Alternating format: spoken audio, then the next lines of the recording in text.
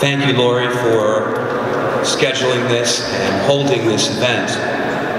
I'm glad Tim Schilling just said, this is the first step.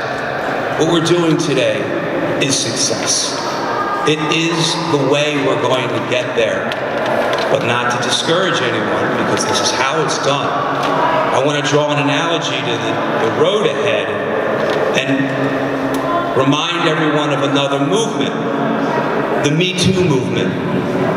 That is one of the most powerful groups today. So powerful that because of what happened to women just last year, a judge was removed from office for giving a rapist a light sentence.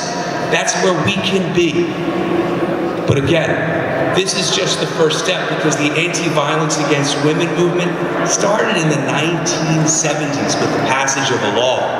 And right now, the mainstream media won't cover us. So we have a long road ahead, and it's an awesome journey that probably will never end. But we have a difference. We have a different circumstance that the Me Too movement did not have, that can shorten the time of our journey into a fraction. And that's, we have social media.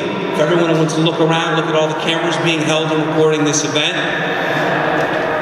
So everyone who's here are not just the people who are going to be heard. Even though there is no mainstream media necessarily here, you won't see this on CNN, you don't hear anything about this on cable news, even though it's an epidemic. And the reason why is because we're fighting a $50 billion industry. Strike that, $50 billion annually. So Leon Kozoil calls it a $1 trillion industry, because it is. So what I decided to do is, again, start a YouTube channel so my message would be heard and I could cover things that the mainstream media wouldn't do. But there's a second step that I've done, and I want all of you to do it too.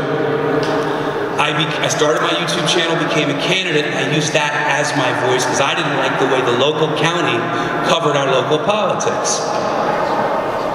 But I was a candidate, and I actually repeated someone else's message who wasn't a candidate, and it went 10 times as far, because I was involved in the political process as a participant, as a candidate, but in addition, a committee person who can endorse candidates.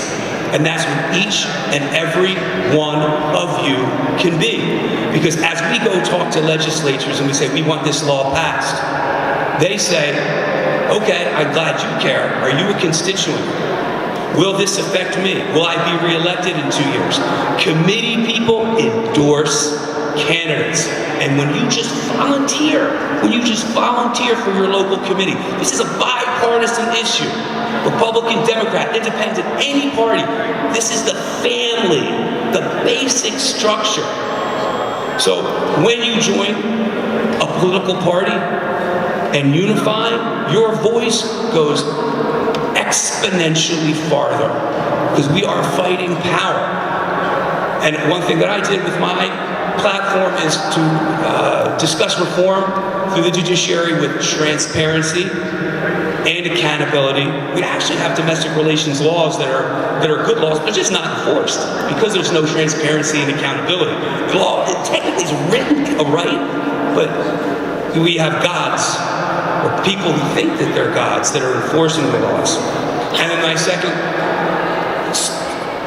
way that I want to bring about societal change is to transform the law office in family law to a non-profit system where I can give legal advice and coaching to pro se litigants at maybe 5% of what they're being charged in family court. Because, quite frankly, as a lot of the pro se litigants here will tell you, they're actually doing a better job than the lawyers do. So, again, I want to thank Lori for inviting me. I want to thank all of you for being here, because you're the soldiers that are fighting this war. And it's a long fight ahead. but with social media and participating in the political process, we'll get it done. Thank you.